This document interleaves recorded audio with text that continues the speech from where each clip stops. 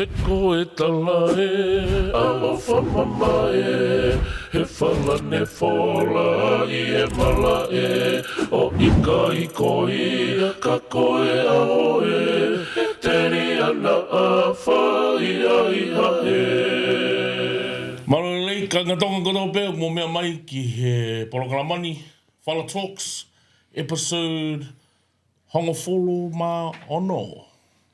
16. What? Sweet 16. You know what? I'm gonna stop doing the clapping thing now. We're like four months in now. Yes. Or something. It's Yep. We're 4 years old, 4 months old. I know, right? 4 months old. 4 months old. For a baby, is that what stage of that is that like a baby can walk now or something? Or? No. I think Baby that's- can that's- eat. That's still the 5 a.m. Eat solids. already. Nah, they're sleeping. So baby Are they can sleeping? They're in their deep sleep still. baby can eat a cheeseburger now. Ew. Yep. Ew. No, I'm being for real.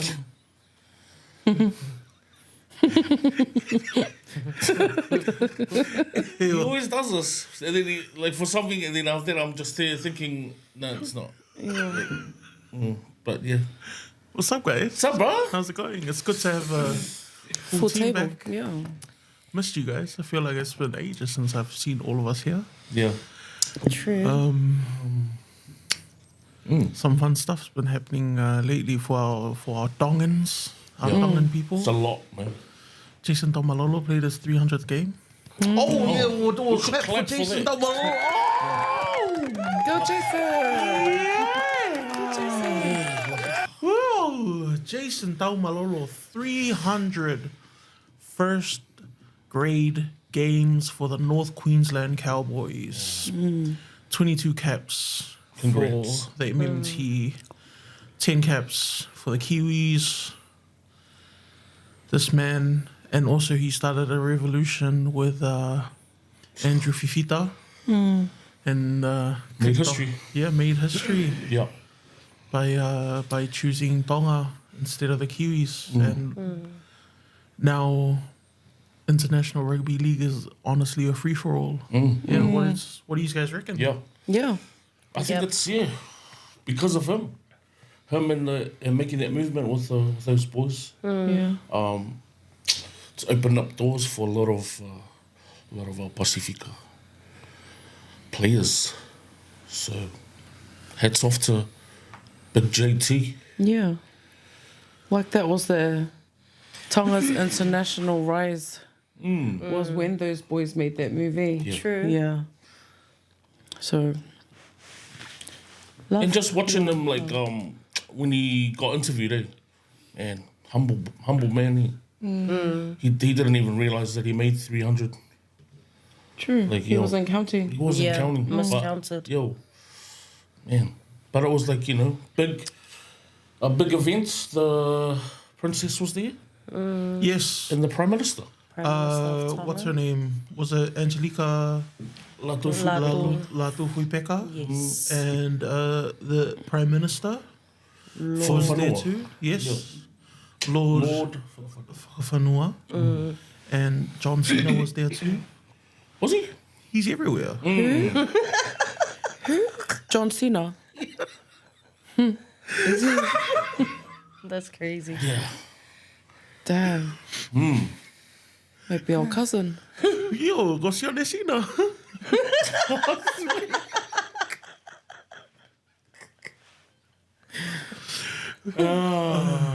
But yeah. Why do I'm you, going to. why do you look like you're not? Oh, come on, Fahu. Don't be like that. Come on. Don't be behe. Have they named the teams for the next state of origin? I think they. No. Oh no, they haven't. They haven't yet. Because I hear heaps of people who really want him to be named in the next Queensland team. Like, I think that's the only thing missing from his long list of accolades. Like that and a World Cup. True. Yeah, it'd be good. Be good to see him in the Maroons jersey. Cause Queensland. Eh? Yeah. Why? Because she's in. Women's the Blues. Yeah. See, where have you been these past few pods, man? We've missed ya. We've missed you so much. I was on leave, guys. That's So all right. yeah. Anyway, yeah, something else has also come up in some of our mini conversations about because I'm single. Not that I'm looking. Yo. Are you? I am really not looking. I'm not. But really? honest to God, Okay, I'm okay. not looking. All right then. I'm just looking to to the sky. Yeah. My man. My man. My man. Me too. Jesus Christos got my back even though I'm not Catholic. All right then. Carry on. Yeah, and like we've had conversations about like apps like in 2026 and stuff, and then like dating before apps, like the hotlines and whatnot. Like Very interesting. I never knew that there was any apps. yeah, you know about Tinder? I swear. I don't know about that. To be honest, it's unbelievable. Yo, Tinder's like the I've heard about it, but I haven't seen it. Like, I haven't been on it. oh, see, that's good. Is that a good thing? Yeah, don't download it. Yeah. I think I'm into the old school kind of dating. Oh yeah, like Yeah. nightclubs, Meet and greet. meet and greet, Yeah. Strike out, fatal. Disney Lounge. I think it's another dating app, Daisy Lounge. No, it's not. It's not a thing. I thought it was a dating app. Christian Mingle. What? No. They have a Christian? Yeah. What? Christian Mingle. Or are you more of a grinder person? No. I don't know what you're talking about. Grinders for gay people. It's just a question. Like if you do swing that way, like there's no judgment on Okay, this. so why go swing that way? No, it's just just covering my bases as a scholar. Ah, yeah, okay, Vavi. But did you ever call the hot gossip hotline? I swear. I never did. I tried it one time. What happened? I hung up the phone. That tone. Wait. Hot gossip as in back in like 1990 something. Yeah. Do you know there's sidetrack from like happy stories, but I know a lot of girls went missing from that. Oh man, Cause I heard I've heard stories. it's not where I thought this was gonna go, but Yeah, no, but that's the truth. Yeah, yeah, I just heard it. I know something happened out here in South Auckland. oh man, Yeah, and it was because of that.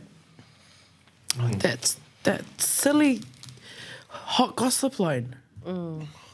How dare you, hot gossip? Yo.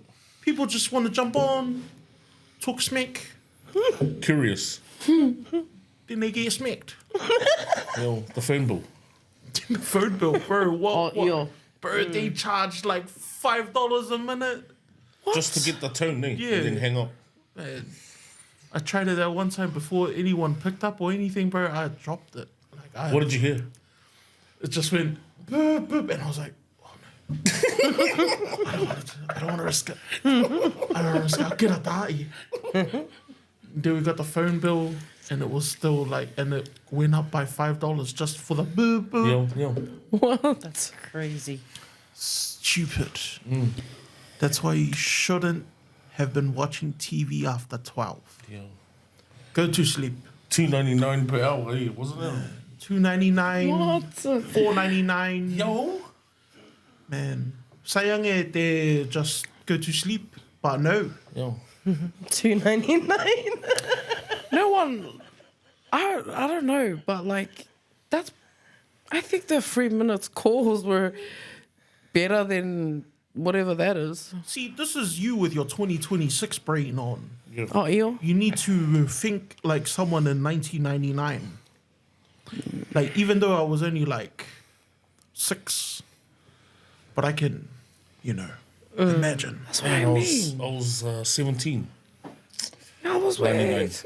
Oh wait, yes, I recall somebody that used my grandparents.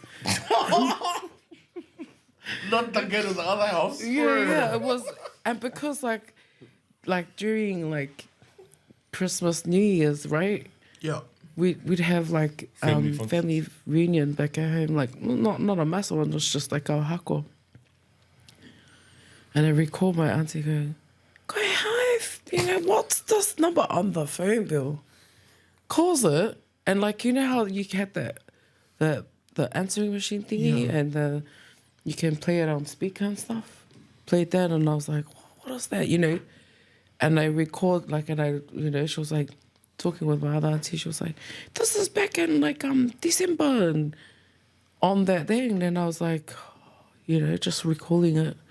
But I heard her go, "Goe, that must be Yannick or whatever," because you know how you can take the phone and look that long ass cords, and you can just The Waitaki ones. yeah. That's probably the only time. With the roll. With the room. The extension cord. And then you're sitting there like this. Yeah. What a seal favor guy. You never did that. Oh, see? Yeah. I did that. Around my mum and dad. I Oh, was having bro. the time of my life on the telephone. Do not do that. I don't agree with these dating apps and stuff. Me too. Why? Catfish. Catfish. I never catfish anyone on the dating apps. Because I'm a good Christian man. I reckon people that's on the Didn't dating know what app, it was. people on the dating app have 2 different personality. That's what I reckon. Can you explain, elaborate? Fa mole mole. No, all I'm gonna say is they got 2 different. So there's real life, and then there's online. And there's a ethi life. You know? Oh. That's what I know about that app. But that also sounds like when you're courting someone as well, like, in that initial stage of getting to know someone. I mean, I wouldn't know myself because I'm a clean man. Yep. But like in that initial stage, you're like kind of holding back, and then like as you get to know someone, you're like, ugh, you like pickles? I hate you. That's a deal breaker.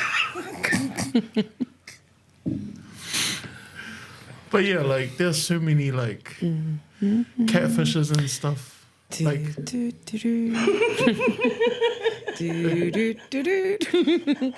It's either that song or yeah. Meow, meow, meow, meow. It's the female whahau thing that they're doing. No,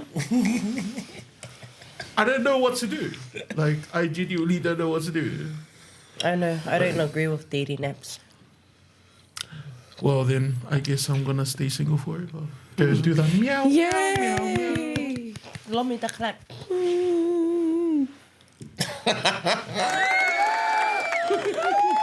Just stick to my man like this. Yep, that's it. I'm going to the monastery. And also, throughout this past week has been the Konfelinisi for the Sa'utata and also the celebrations of the 200th anniversary of Christianity in Tonga. Yo. Hats off to the Tongans that fed the people. Yeah. For you, real, kawenga lahi au pito. Aupito. True. It's like, man, they went all out, man. They did. Like, you know. Crazy. Next level. What Next was, like, level. What's some stuff that you guys saw? I'll tell you one. Yeah. And I know this family, but they had TV screens, like they had TVs, speakers, Bluetooth speakers on the tables. To give away. Yeah. Next to the food. Next to the food. Yep. Ko e fia ia I he eiki. Ko e mawhana ia. Foaki kakato. Maybe that's not even half of it. And then I told you about the thing one. The Kaloni. Chanel, Ta seti roll-ons, Okay. the Dior galonis. Right. Did anybody do cover? No, but there was a gomete Gomete. for the fruit bowl. Oh, yeah, that's cool. Yeah. I texted my cousin to come back with the gomete. I've seen one table on the marquee, they had like bags, clothes, shoes, Nike shoes and stuff hanging on the side for anyone. Shocks. So I have to ask this, right? Like, is this just for the flex, or is this like? Do you think it's just for the? And I know this is just us assuming, or is this tatahagi e rei taha? All I out. think it's genuine, because you could see that they were genuinely putting their heart at, like, everything. And not only that, like Like- most people saved for this moment, like to make this day happen. So I reckon, you know, And it comes by once, 200 years. So. true. Who knows? Maybe in the next 200 years, Ka kita mō it'll be digital. It's the And ko ai ni o te pile ke o te laka maha taha o te pile. See, but then that's wrong. No, but I'd like to it's- believe that No, but It's I reckon, genuine. Yeah. Like, ke oe toi laka maa taha o te pile, that's doing it for the wrong reason. Like, But then you know what? If that's the case for some of these songs, and they know this when they go for their whatongia, ko nā tolpe mo eiki that knows how they give with their heart. Okay? Okay. Bottom line, they're the oh, what are ones. you guys? My favorite moment of the whole thing was watching the king. Yo, Oh, you see? See, that's sad. Like, bro, to be honest, like, if I was His Majesty, bro, some of the waffling on that these people, like these favorite girls do, and like the embellishing that's going on, bro, I'm like, you know what? I get it, bro. I tole more. man. I think the last thing that I watched was Mele Sweepy's Favor. The Oh, Vava'u- yes. The Vava'u thing. Oh, true. Man, it was mean. Like, you know what I mean? Like, oh, and the other thing was the kids from Hihifo doing the Milolua. Hey. The kids, man. Like, we're talking about, like, kindergarten kids to primary kids. The primary kids were the oldest. Oh, And they were actually doing the,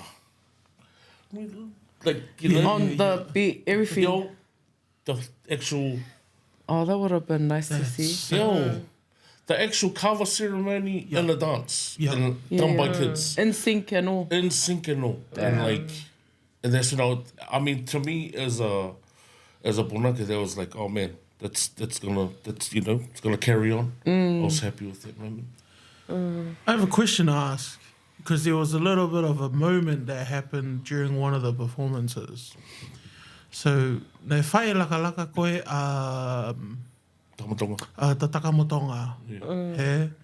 Pea ko the Princess Royal, below level, she was the vahenga for that favor. And during the performance, this lady, out of nowhere, just comes in and does like a feilaki, a peck on the cheek, and then like Yeah, lay down to Lay down on down. the feet. at the feet before a policewoman comes in and Tells her to move. Tell her to tells her to move. What are your thoughts on that moment? And was that a failure? And do you guys think, oh, it's just mafana, come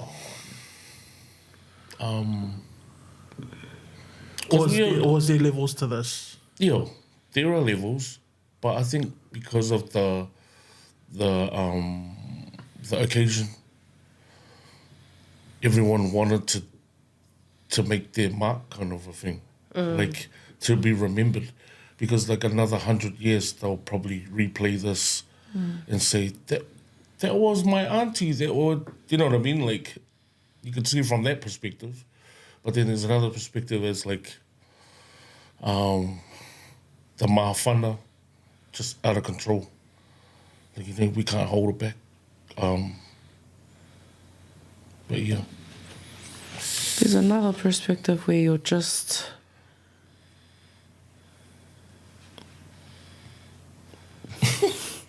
Just can't control. can't control yourself, but that's silly.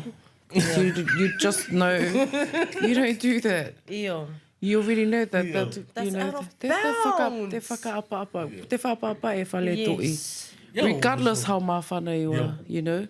Stand your ground. I guess it would have been something like what he said earlier on, just, you know, For sure. run up over there and try and make a mark to, you know, be talked about. I don't know what, it's hard to tell, but when I saw that, I just thought, bro, like, silly. That's never happened before, eh? Like, that's Yeah. never ever happened. And that's, And I'm sure that lady would have known, yes. like, man, I got a I'm question. gonna do this. Because, Especially like, when you know, especially when it's in the golo where the, Yo, you know, Kakai ia. no, when the fiver was, Ew. you know, and I think she come was from I hope she's from New or Mahaki. something. Wait, Lome has a question. So do you know when people disrespect the royal family, do Yeah. they get penalty or fine? They would have got or- tiki te'i because that's what they called it in Tonga. Yeah, tiki te'i. I think she just got like a warning because I saw that after she got told by the policewoman to leave, off, she just walked off. Like there was no one else there to Walking. to chaperone her Run off her or off. anything. Yeah. So I think there was that understanding, like, this is just mawhana, but at the same time, it's like levels. levels. Yeah. To me, that's really vale. Yeah. It's mau mau yeah. Yeah. You know, Whiwhine. Tonga has this high respect for the, you know, she's matriarch in a way, you know, when you look at her, because she's princess, right? She's the tui vava'o, man. What are you talking about? Oh, there you go. Is she? Always has to be about vava'ue. Of course. Look here. In order to get to Vavao, you have to go through four moto. Vava'o. All day. Okay. Day. Remember. Lolo. Remember, the Lord is watching you. But I think overall, it was successful. Yeah. And I'm so proud of Tonga. So proud of Tonga. So, you know, tauelangi, Yeah. Mm. Definitely. ma'o mai fui tāpuaki ia kakai nei ai. yeah. Fui, like, that spirit and that Yeah. lamari of the... And we'll see what happens from now on to the next 100 years. But might I just add, like, there's this thing in our culture where they say, "Nā lotoa ai aho koe ni," you know, like, there's so much prayers that were made, you know, put into this day to have this week, you know. So big ups to all our church leaders out there and the people, our people. Yep. Yeah. God bless. Up the waz. So. Ke toi sisi e he peka teo. All right. Thanks, guys. For Welcome. that was just our lead in right there. We haven't even started yet. Oh, Junior, please. You already look like you're giving up, Junior. Please don't give up on us. Please. Okay. Yo. So, the Mangere markets, the Saturday markets and Mangere markets. So earlier this year, the Mangere Markets Trust ceased operating the weekly Saturday markets at Mangere Town Centre. This is after the Auckland Council awarded a new 5-year lease to the 275 Foundation, which now runs the new 275 markets on the same site every Saturday. Spokesperson for the Mangere Markets Trust said the organisation was very disappointed and surprised by the outcome. Marion Webb, the head of property management, said the Mangere Otahu local board made a formal decision to seek expressions of interest following the expiry of the previous license. Yeah. The previous license was operating on a rolling month-to-month basis, and that expiry provided an opportunity to review the future of the site. And since then, Fitz and Lils and the 275 Foundation crew have taken over and are now running the markets. And you guys think that, you know, after 29 years, because out of all of us, it's just been you, Lome, that's been to the market since the new. So, do you think that after, and also you're wearing yes, well, we Born and raised, guys. So Put it away. remember, guys, if you guys were to leave Auckland, you're gonna have to come through 275. Yeah. No other way. Oh, really? There's Pep as well. Right. Yeah, but still. Memorial Gardens. But Take that still, route. the airport is in Mangere, Not really. Not anymore. It's just called airport now. So, in the heart of Mangere. All right. so do you think? So Lome, since this is your neighborhood, Yeah. do you think that after 29 years, like it was time for a change? Yes, absolutely. Yeah. To me, yes. It And- was time. And how do you think, and like just your experience, like how the markets are now compared to how it was before, like? To me, with my experience at the new layout now, I feel like it's more safer, more spacious. It's not too like effy. You know what Oh, I yeah. mean? Like, So it's not too overcrowded? yeah, overcrowded, and there was just too many back-to-back like stores. Yeah, but as for this new layout, there's heaps of space, you know, and I feel like it's more opened. Yeah. Yeah, it's just to me it's whakalata now to go to Mangere markets now, because you know that you're not bumping into anybody, you know. Excuse me, trying to get through, you know. Back It's to because everything is back to back and there's hardly anywhere to walk. And I feel like it's more cleaner now. You know, like it's really like Fitz and the boys, like his kaungawe, I see like a few of them always walking around with their dustpan, picking up rubbish, joint operation, you know. And I feel like for them it makes their job easier, so when everyone packs down, I know that everyone that has their own little space cleans their little area and makes everyone's job easier, you know. Nice. So yeah. They even have like before they didn't have that much debiles for people to sit and eat when they go and buy like food and stuff. Yeah. But right now they've got tables everywhere, like for people to sit, eat, relax. Because that was like a night market Yeah. thing. Yeah. But now, yeah, it's really good. I love it. So yeah, shout out to Fitz and the team for the great work, Man, I'm gonna head out. the new layout. Hats Love off it. to the old trust though, that were there for those years. 29 You reckon? years. Still. Joke. But you know, and hats off to Fitz and that's Yeah. carried it on. Yeah, definitely. But yeah, Yeah, because like some of the online discourse has been like, you can tell the people who live in Mangere and the people who don't live in Mangere. Because the people who live in Mangere are like, oh, yo, I've been to the new markets, it's cool. Yeah. Or, oh, I haven't been to the new markets yet, but I'm looking forward to heading over. And then there are those who are just, sounds like some money changing was involved. And it's just like, oh, come on, guys. Yeah. All the negativity coming in. Yeah, all the negative. So like one of the questions here that I have to ask is like, this old trust, the Mangere Markets Trust. How do we honor? How could they like honor their legacy while still embracing the new changes that have been brought through? Like, I think just by acknowledging like they were there and the service that they've done for those amount of years, and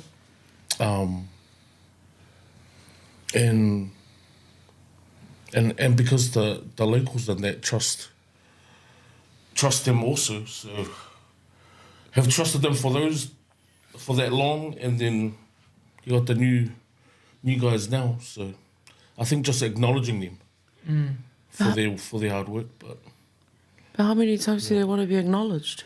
Though, because it's already in the process, it's made a move. yeah, I think they need to accept the change, maybe, because the community evolves. This generation now wants different things.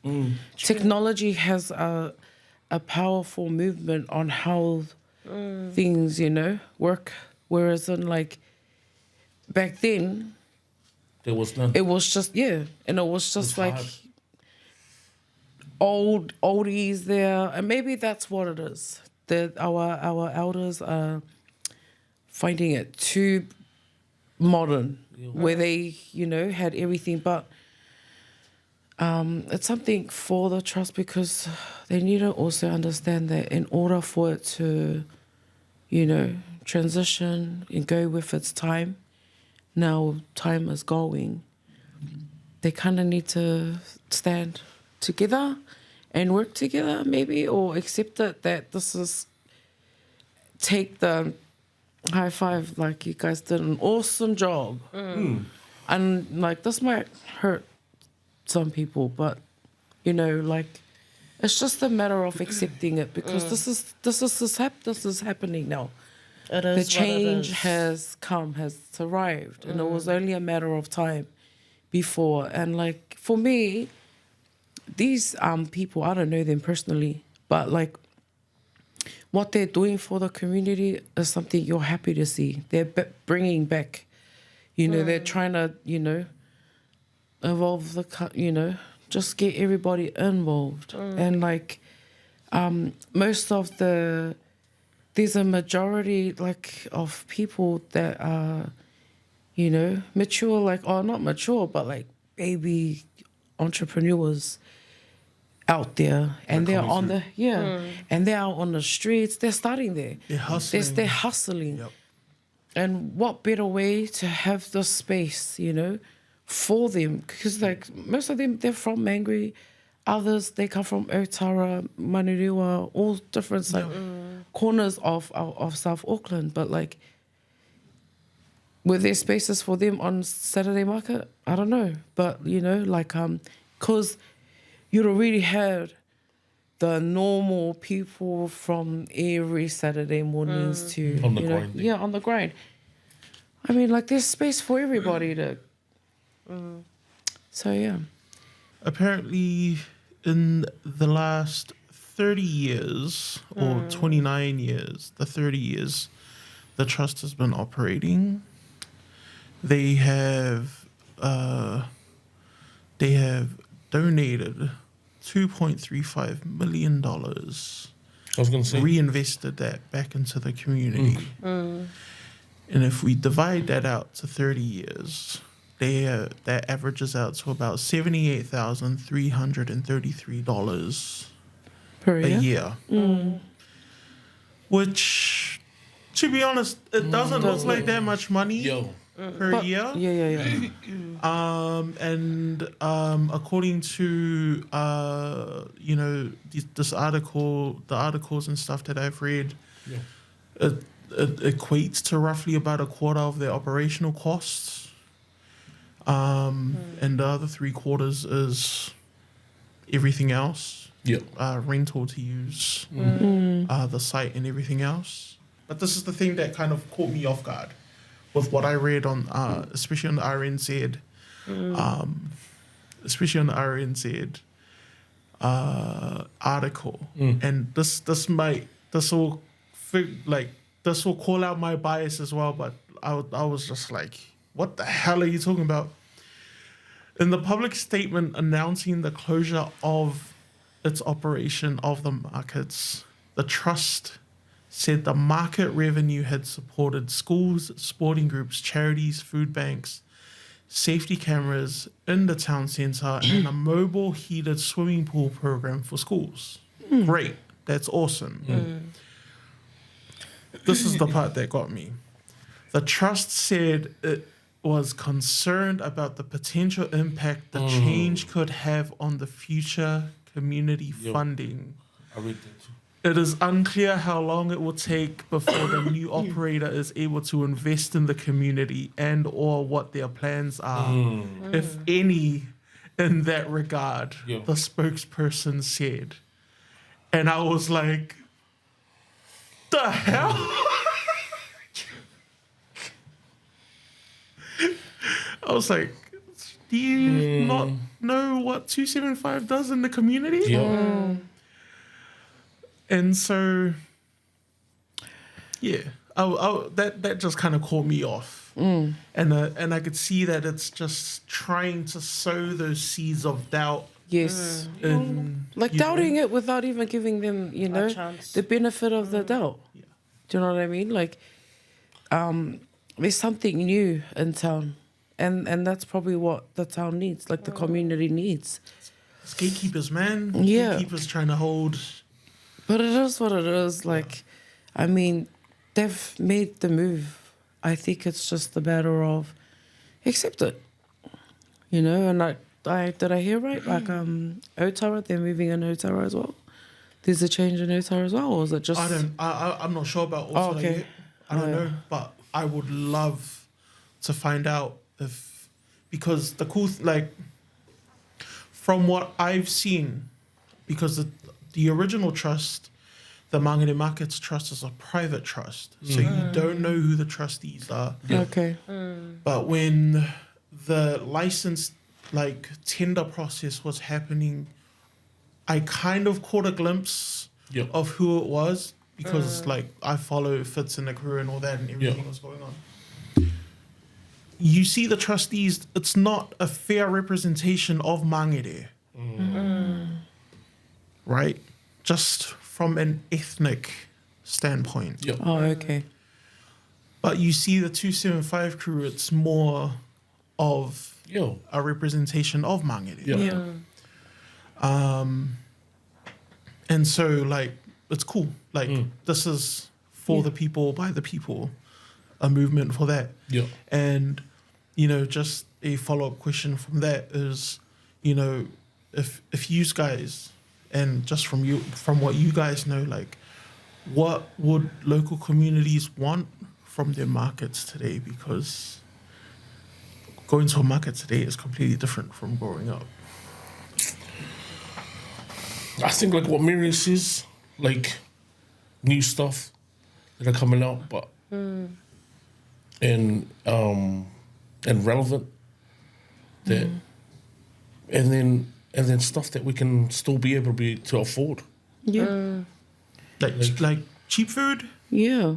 yeah, good food, healthy food, Yeah. Everything Affordable. food. Yeah. Fresh produce. and good fake clothes, some fake Nikes. Oh wow, Even- that's it- better yeah. than nothing. Yeah, man. But just to add on, there's this mafana with the name 275. What's it called? The 275? 275 markets. It's just now. 275 markers, and it's acknowledging the community because that's what Mangre's known for, 275, and there's that massive impact for the people, I'd say generations now who are grown, have little families, and just seeing that, 275 markets, it's like something that they own, it's theirs, and Turn up every year. and it's in their home, it's in the heart of Mangere. So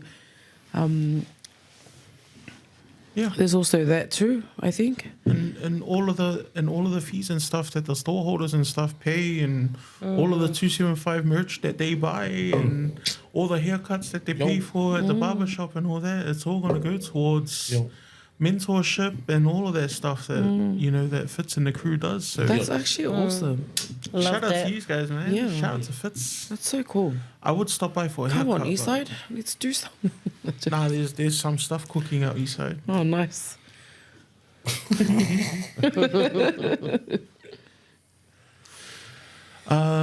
Yeah, and I think last question just on that. What would success look like for the 275 Foundation and the 275 markets? More local vendors succeeding. Seeing more of, like what I said, Families. the entrepreneurs, and it would, support them and their hustle, and seeing the people of the community coming in and supporting their little hustle. It could grow, I mean, I'm pretty sure Nike started off something like that, or I don't know, but you know what I mean. You can be something like Louis Vuitton, or something. Blue Ribbon Sport, that was the original Nike. Oh, true. See? Very, very small knowledge, but you get what I mean. But yeah, seeing young families, bringing their families into... Yeah, because it's generational now. It's generational. 30 years. Yeah. Seeing something new together as a family. Yeah. They have entertainment there, right? Yes. See that? They even have Brian like those Sangala little Ferris wheel.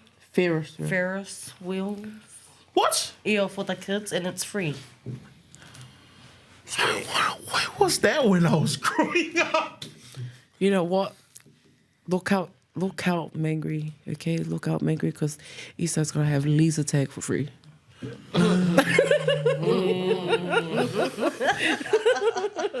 Nah, but absolutely love that for the community But I because think they were also showcasing MCs too, like local talent.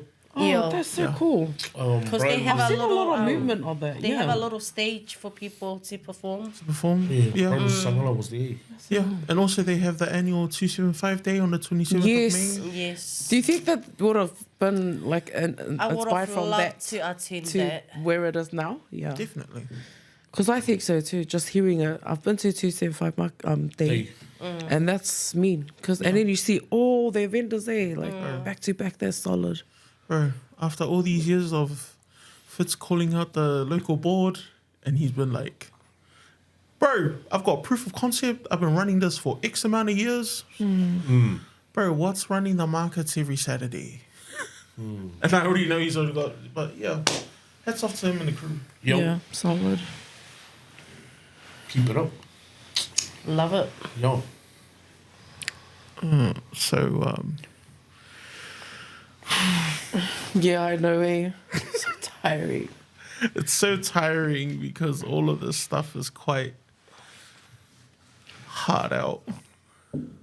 But yes, it's all important stuff. Yo, definitely. Miss Heilala. It's Heilala week. And amongst everything that's happening in Tonga, That's the next big thing. Konfelenisi, the 200 years of Christianity, Yep. shout out White Jesus, Yep. and Miss Heilala, birthday, King's birthday. Can I ask you guys this? Because with Heilala, it's Heilala week, eh? Yeah. Yep. Yes. With Heilala week on right now, what has traditionally been considered, because I want to get into beauty standards and colorism, what has traditionally been considered beautiful in Tongan culture? Oh, man. Answer that. Girls with long hair back in the day, you were like considered taka of hoi hoi fua is the word. Wow, hoi hoi fua. Yeah. What does hoi hoi fua translate to in English? Like, Because beautiful doesn't do it justice. Yeah. I think. yeah. Elegant No. or alluring. No, I don't think so. No. I don't know how to explain it. It's just so. Because hoi hoi fua is like a cross between like beautiful Yeah. but like almost untouchable, like sacred. Like never seen before kind of beauty. Yeah, like how sort they of say, "O te kosi o ulu ngā ko talavo asiho lai ulu," like stuff like that. Yeah. Talaho whewhine tonga. Yeah, Yeah. o lai ulu. And I know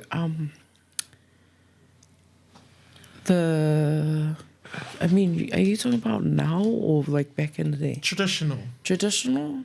What is See, I what wouldn't know has tradition. traditionally been considered beautiful in Tongan culture? Okay. It was Pure. girls with foivae. I heard that. And With it calves? was, yeah, it was girls with foivae and they were like well-proportioned girls. They weren't too slim. They Not weren't too fat. bagao. They had long hair. And you know what? I know a lot of girls. Have you guys ever heard of that saying? It goes, uli uli pe ka koe whiwhine ewa or something like that. What does that mean? Something about a lady, a girl. Yeah.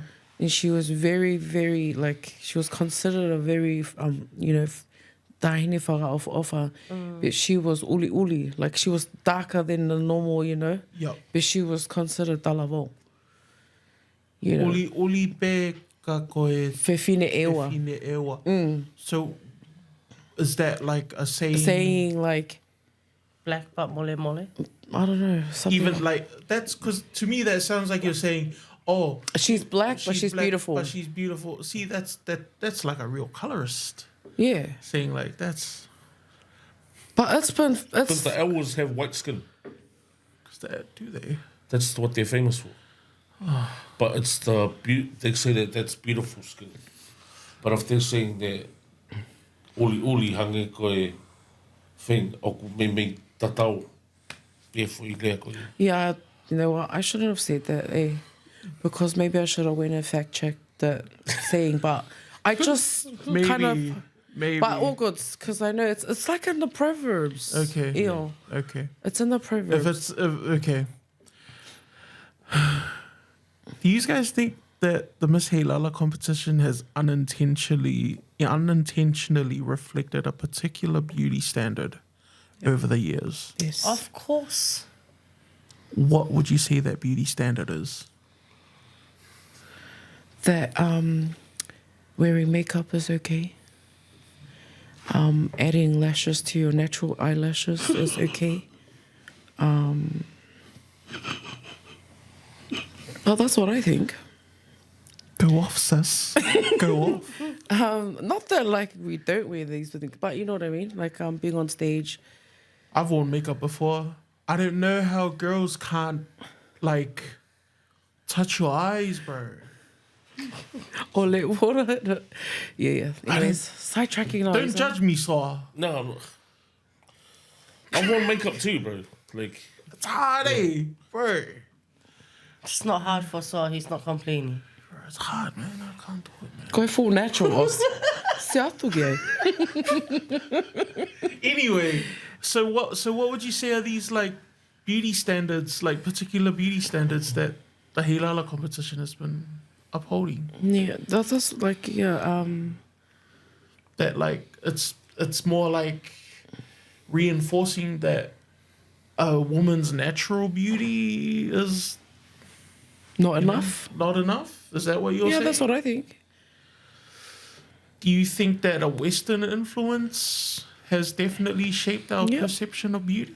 Yes, it has. And I think that comes with when it first settled into the Pacifics, I reckon. You know what? We're going to go into a rabbit hole if we start talking this way.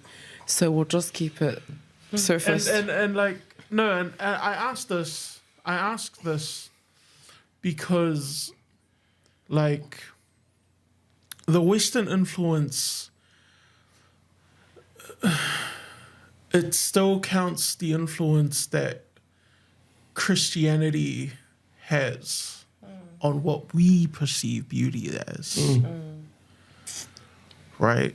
Because like we look at like some of these photos of like women from like Yep.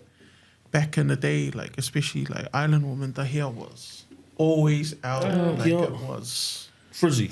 It was frizzy. out on normal days. Yeah, Their hairs weren't fa'oed. yeah, They were fiua when you're doing your duties or work. yeah. Your hair was out on occasions, things like that. Yeah. And do you guys think that all of these Western influences, but also like, you know, now with, I find it especially hilarious when the West kind of like leaned into, I wouldn't say necessarily the BBL stuff and all of that, but like leaned into the like the Kardashian sort of stuff, and we're like, oh, thick women is da da da da da, and I just like looked at like Tongan and island women in general. I was like, that's normal for us. Ew. Like, I mean, no offense to like, you know, women who are a little bit more on the thin side, but like, I think like for us Pacific people, we didn't ever let whatever was happening within the mainstream kind of shape Cannot affect us. Yeah. in terms of size, Yeah. Yeah. you know, but in terms of skin color, I believe so, Yes. you know, and like, and that's what I want to get at with this. Yeah. And from what I've seen, is that all of these Miss Heilala who have won in recent years are all relatively fair-skinned. And Yep. some of the discourse online has been really toxic Yeah. towards, you know, contestants who are a little bit darker skinned. Or a little bit at that height. Height, Yeah. Like taller? Yeah, like at that height. Because, like, there's some Tongan girls that have that sinoi tonga that are really, really pretty, and they're kind of short. yeah. But height as well. Because it's like, I mean, following that westernized pageant kind of thing. Yeah. Man, if you guys can find me a...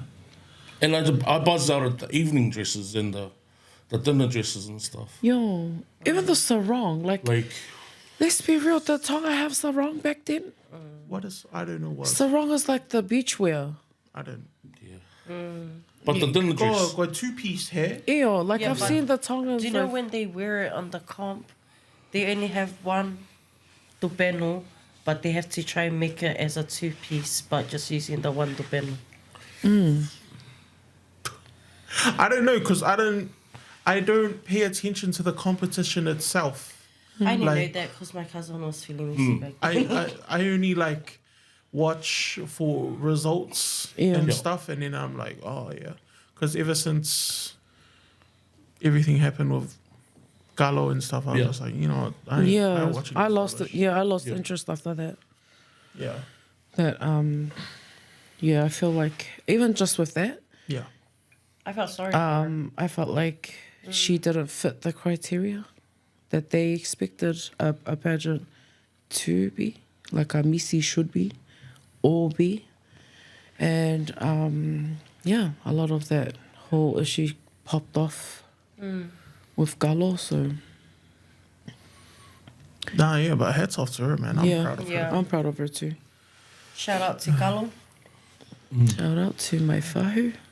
Is she your fahu? My or dad's you fahu. just My making dad's stuff no, up? it's my dad's fahu.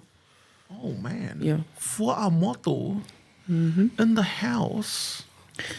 But I buzz out at things like they're pretty and they go through all of those stages and they pass those stages. But when it comes to the Tongan traditional dance, you've got girls that are better, but then Other girls get chosen.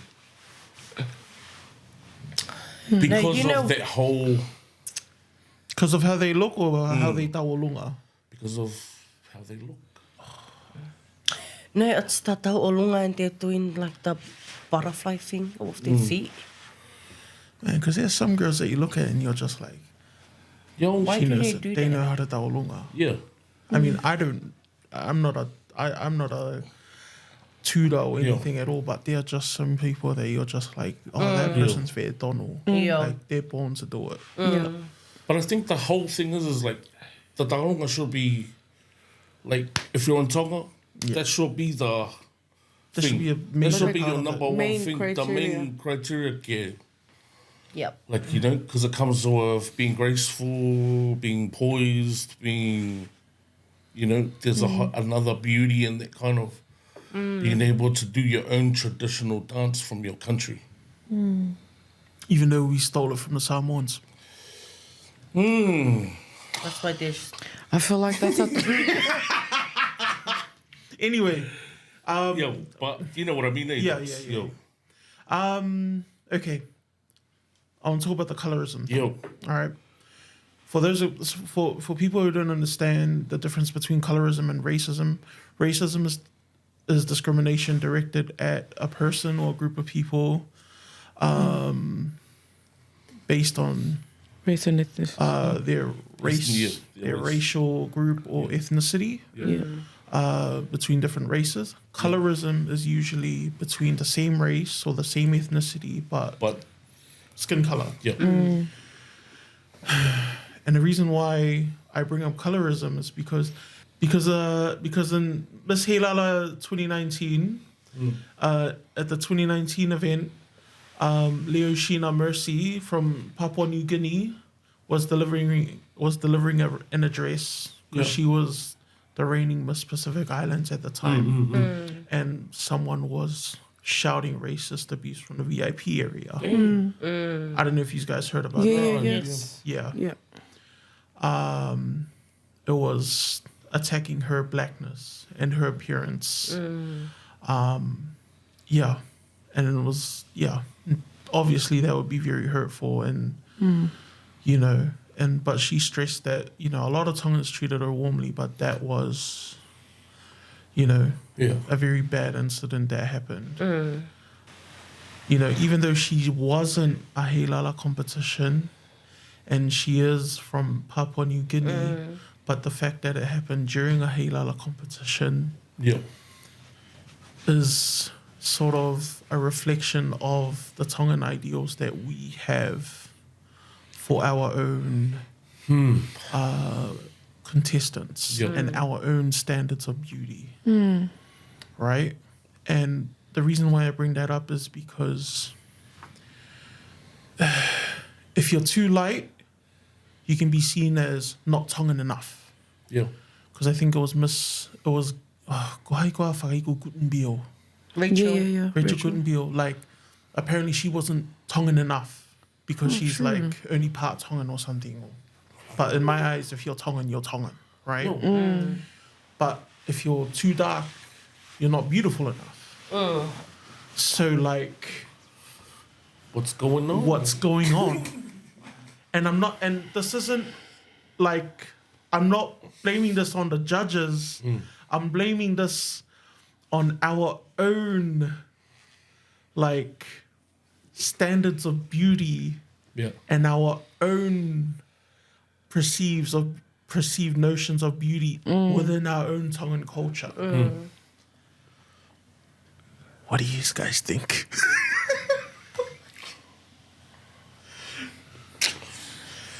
Are we colorist? And what? do you guys wanna? Yeah, I do believe because you'd hear it growing up. If you had like a, and some of these some of the kids that are born fair, like, you know, lighter skin, they're not even half caste anything, but, you know, they have some kind of white gui from, you know, gui hongofolo or something. From Germany? Yeah, and now it's showing in the later generation, which happens. Yeah. That's true. And like they speak fluent Tongan, you know, and then mistaken, and just because by the way they look, they're you know, judged upon, not Appearance. yeah. So you know what I mean? And I feel like some of the things that we, as people, like the people that do this kind of stuff, are so backwards, because like to represent your country, sometimes your own, you know,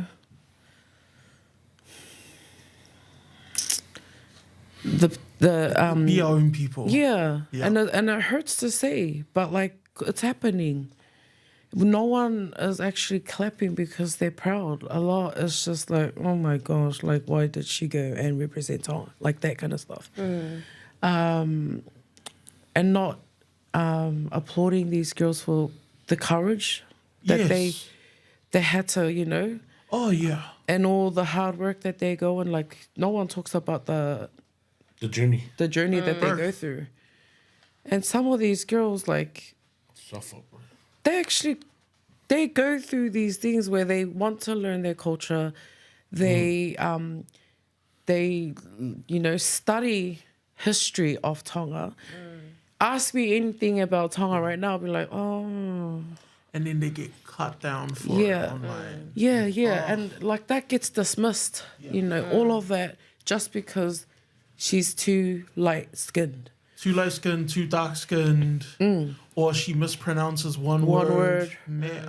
I mean, I'm pretty sure it's going off right now in the chats. Like, oh, she's so fair, palangi, blah, blah, blah. Man, these girls are trying. I mean, if not, bring your child that speaks fluent Tongan, that looks Tongan, and is not light-skinned, and, you know, but that'll be too much, you know what I mean?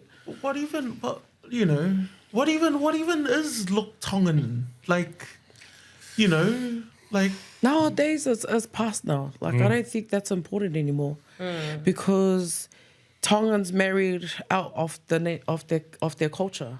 They married Palangi, they married Asian, they married Samoans, they married out. They married Fijians, and now I don't think colorism should exist anymore. shouldn't. It shouldn't exist anymore because Tonganoa is a mixed race. Yeah. I mean, you look at Steven Adams. Some people would look at Steven Adams and just be like, oh, like look at this burly like guy, and then like he smiles, you see the Nifokola, and you're like, the dogs. Yeah. You know? Apparently, the dad spoke fluent Tongan, Oh, real? and the dad's like 7 foot something. Yeah, and like all of their like The siblings Adams. are like, Yo. They all spoke fluent Tongan, but then they just look Māori. well, I mean, it is, yeah. But Stephen Adams, if you'd like to jump on our podcast, come here, we can have a cup of tea. Yeah, bro. Valerie Adams, if you want to come here for a cup of tea, come here for a cup of tea. Yeah. Anyway, back to our, I've only got 2 more questions related to this. Yep. What responsibility do pageants have in shaping these beauty standards? For me, they hold a quite strong responsibility in shaping the future of the young ones that are looking into, you know, how beauty should be seen.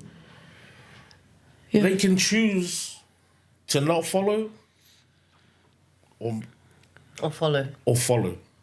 They can choose to not follow and say, hey, we want to just do our own thing.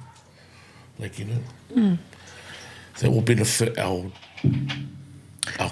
females to empower them more. What do you reckon, Lome? I don't know. I agree with Soa and Miri, what they say. But there's a lot of power there. Yeah, there is. It's like you said, as soon as the Kardashians came out, and everybody wanted to be thick here and there and get some fat lips and stuff like that. But like, Our people are already thick. yeah, and like now, who knows how the influences with beauty and Tonga. I mean, like they've got lash techs there, they've got everything there They now. got everything. You Nails. know, nails. Wow. They even have Hair hair salon. salons for ladies, and And a lot which on the, I love that for. And a lot on the social media, there's a lot of our big ladies out there that are comfortable Yeah, in their skin, in under their their skin. Yeah. social media. They're dancing and stuff, Yeah, it's great. and it's out there. But I mean, 10 years before, they weren't doing this. True. You know? Yeah. Hey, No. Yeah, no. 15 years before this, they But were. But now, I they're love confident. confidence in a woman. That's my favorite attribute. Confidence and intelligence. Check it out. Stop there. Toraki Center. Oh, I don't want to talk about sin anymore. I think another thing that is important, because we talked about this like in one of our very first podcasts about the whakavekola. Yeah. And those are important. If they carry out, it's for me, the beauty is not with your face, beauty comes within too.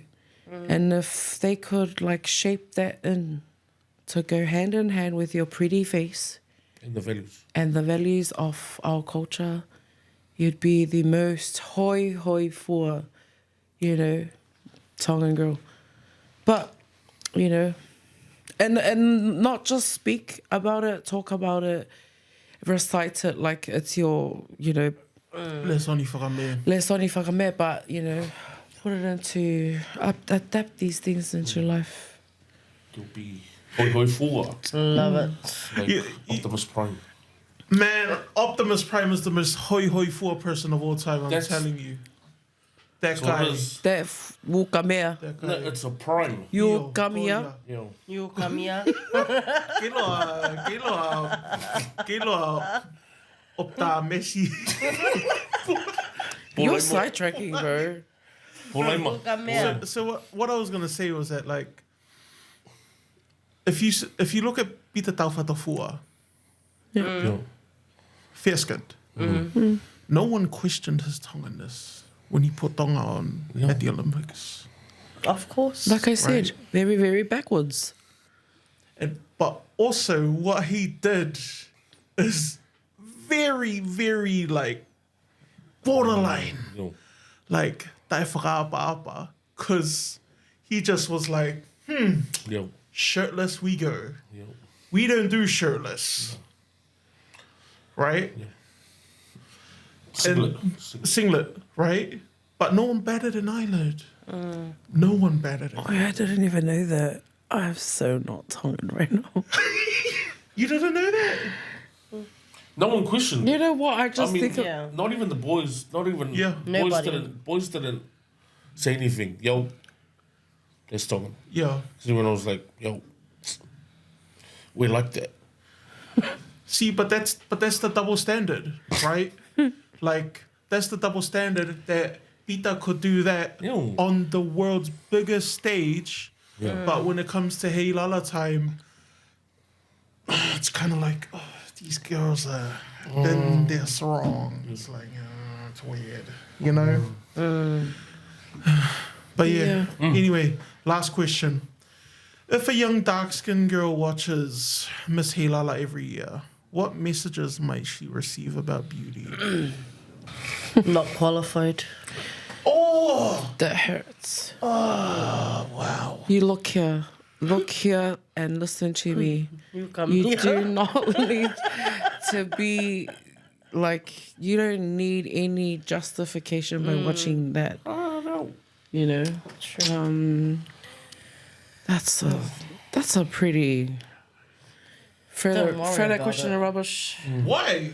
because I feel like it's a very valid question. Because I was a kid. It's hurtful. I was a kid who got called dark by my cousins. I was like, hey, they called me black. then just say I'm the real Tongan. They called me black. And I was just like, oh yeah, all good. And then I started seeing Rikishi and stuff on TV, and I was like, that's me on TV. But yeah, What would you? what would you like? Imagine it being your daughter, your granddaughter, and they were watching Miss Lala, right? And Yeah. then they were like, oh, do I qualify to be anything like Miss? What if there's girls like that, right? And they're watching Miss Lala, but they're not Feskin because, like you said, when you ask the question, that actually kind of stretched my mind out to be like, wait a minute, in the past years, it's been light-skinned girls. Not that it ever occurred to me. But do you know what I mean? If there is the darker skinned girls, I asked that in the question. I know, but I wasn't really. Yo. I'm so sorry. So I'm really sorry. But I mean, I like, think with me, I'll just be. I'll just tell my daughter, it's up to you if you wanna thing. I'll support you 100%. But I guess it's different as a dad, though. Is it? yeah, mate, yeah. Yep. You don't And want to. because the dad's always like support no matter what. True. Honestly, I believe she may feel like she's not worthy. Yeah. Whereas, I'll tell you right now, you are more than worthy. Because you might need to look maybe further than Miss Heilala. And you might need to look at some of our other world supermodels Yeah. Yo. for beauty. Naomi Campbell's I don't know, dark because skin. She is. I'd die for Naomi Campbell. see, I don't think that the pageants intentionally, put out that message that you're No. not with, but But the representation of everything, Yeah. yes, makes a dark skinned girl sit there and question whether or not, which is quite sad when you think about Yeah. it. yeah. Very sad. Well, good. But if that was me, man, and I wanted to be a pageant, I was like, Why are you both Imagine- eating lollies? because sugar's low. All right. Should we move on to our next topic?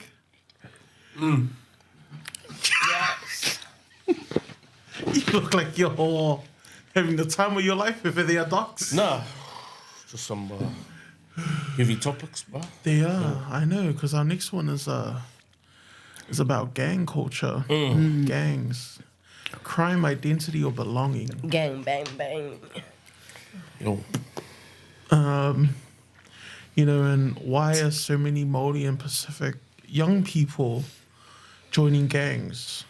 As of April 2024, New Zealand had about 1,118 children and young people classified as serious and persistent offenders. The saddest part about this is that Māori are heavily overrepresented in these stats.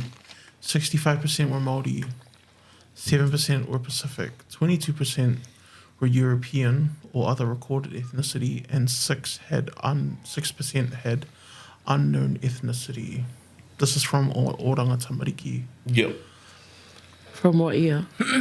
from 2004, as of April 2024. The New Zealand government's own youth offending plan says that these young people often have family harm and care and protection concerns, multiple health, education, and disability needs, poverty Yep. and unstable housing, Yep. and parents with histories in care or custody. And again, this is from Oranga Tamariki, and that by the time the public sees a teenager in a gang Yep. or a young person in a gang, these warning signs may have already been sitting in a school, Yep.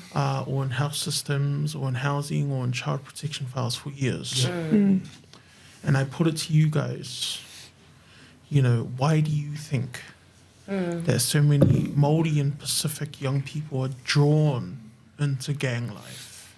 Is it about crime, or is it more about belonging and identity? Or is it something completely different? I think it's like belonging, feelings of seen, being heard. Yeah. Yeah, Or like a brotherhood. brother. Yeah, Or like being a part of something that your friend is a part of.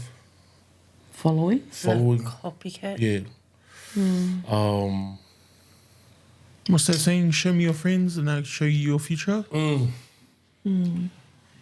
And I think everyone being from the same kind of, like, you know, if I came from a house that was like, oh, bro, do you get hidings?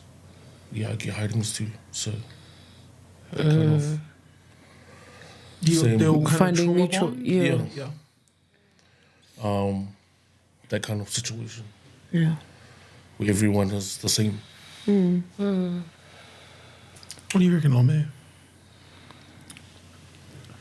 I don't know, actually. I know. Probably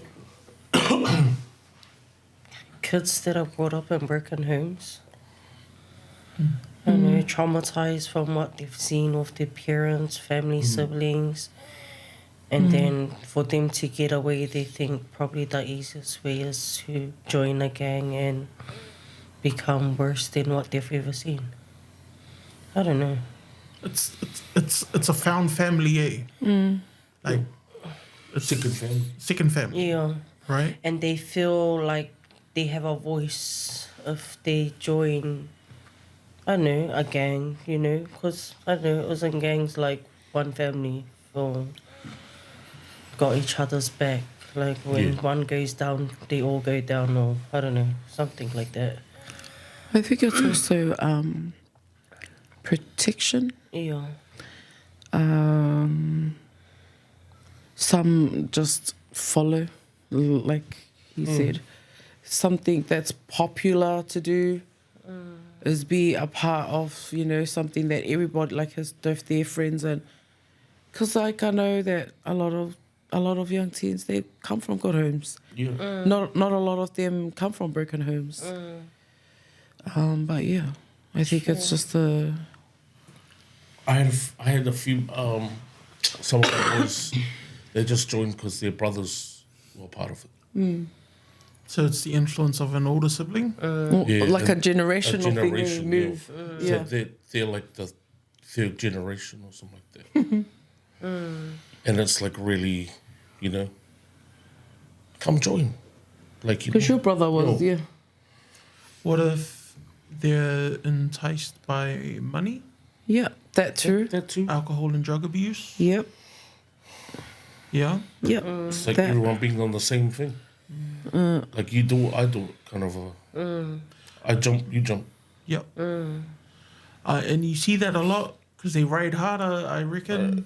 Like, you know, if gangs provide belonging before, you know, families and churches or schools do, like, what does that say about us? For me personally, I think it'll be a little bit hard to judge because, like we just said, there are some kids that don't come from anything. They have parents that are actually there. They literally haven't seen any. There is some, you know, where the gang influence in the neighborhood is strong, where there's just that move, but they still go out and come back home and lay in bed safe and sound, eat well, you know, parents that actually do care about them and where they are. So to judge something like that, it'll be kind of hard because you'd have parents that are actually in a community church that is there for them.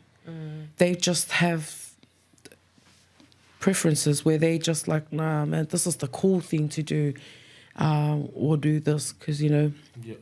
Then there's the ones that are actually, you know, have suffered all these trauma. Yeah. High chance. Yeah, and went through a hardship and struggles. So yeah, I think 50 there, 50 here. Kind of. I think it's money. Yeah, and that too. The struggle is real, and Struggle is real. Because I'm not gonna lie, man. Like, I'm someone who's, like, broke. Yo. I could, for the right price, I could be enticed. Sponsor us. don't do that. And unfortunately, like, that's what a lot of these kids end up doing. Is that, like, they end up seeing, hey, like, this guy's got the latest pair of Jordans. This guy's got the latest iPhone. This guy's got the Yes. latest this. Yes. How did you get that? Oh, you sold this? Oh, you stole it? Oh, you did that? Oh, you stole over this person? Oh, cool. I'm going to do that. Yeah. Because I can do that. If you could do it, I can do it. True. You know, and then, you know, because it's so complicated, right? Like, it's not just, like, At home thing. it's not just a at-home thing, because, like you said, like, there have been stories, especially, like, in the States, Yeah. of these, you know, TCG gang members, 6 days out of the week, Yo. Yeah. they're these hardened, you know, walk around the hood thing, and then for that, like, you know, 2-3 hours on a Sunday, Yo. they're in church, and the parents never knew that they were living this double life. Yo. That's so true, eh? Yeah. Yeah. So, you know, if and that's the complicated thing about humans, because it really is a case by case thing. Like, the reason why Soane joined the gang isn't the same reason why Devita joined the gang. No, Isn't yeah. the same reason why, you know, Yeah. Yeah. this person joined the gang. Sorry, I ran out of names. I was going to start using girl names. I mean, not saying that girls can't join gangs. I mean, Yo. what are you laughing at? It's 2026. Join again. Join a Galapu. Join a Galapo. Join a Galapu. That's another gang. Kalapu game. Well, what's the biggest gang in New Zealand? The police. No, The government. that was my answer, because that's what Not the my mum police. says. The government is the biggest gang. Yeah. I'd say the government are farmers. The police are the prospects. The government are farmers. We are the sheep and the cows. No, I'm not a sheep. Right? I'm woke. Me, I'm a dog. I bite people. Anyway, what role does poverty and trauma and family breakdown play in these young people joining gangs?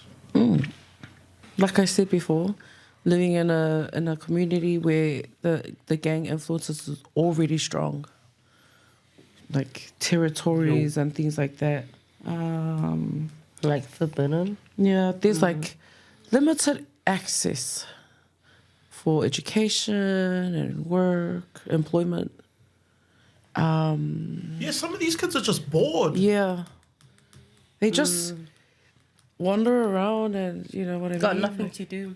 They used to have a thing back then, youth town, youth towns. You sound still around. Yeah, but not as I don't Not see as it popping, open, eh? not as popping as they used to. Because when we were young, I remember like young kids like sitting in youth town. They're gaming, they're playing, they're doing all sorts of arts and crafts and stuff Yeah, like that. B-ball. Yeah, basketball outside, riding bikes and scooters and rollerblades. Now it's no longer. Yeah. So, And you know, sorry. no.